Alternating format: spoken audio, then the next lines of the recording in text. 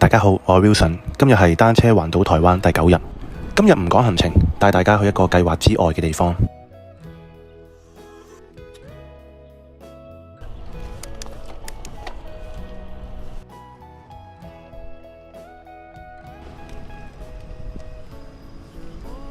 Hello， 大家好，我嚟到呢個瑞穗嘅火車站。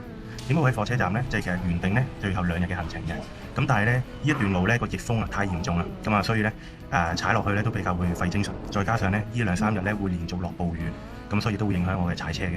同埋琴晚呢就啱啱好呢就花蓮呢就有地震嘅預警，咁所以呢為咗安全嘅設想呢，咁我就決定會搭火車出發，咁啊去到花蓮市嗰邊還車，然後呢就背包旅行，繼續接落嚟嘅行程。到達台灣溫泉之鄉礁溪，青旅就喺正火車站隔離。夜晚上咗去個特色天台浸溫泉，雖然啲溫泉水唔夠熱，不過環境搭夠。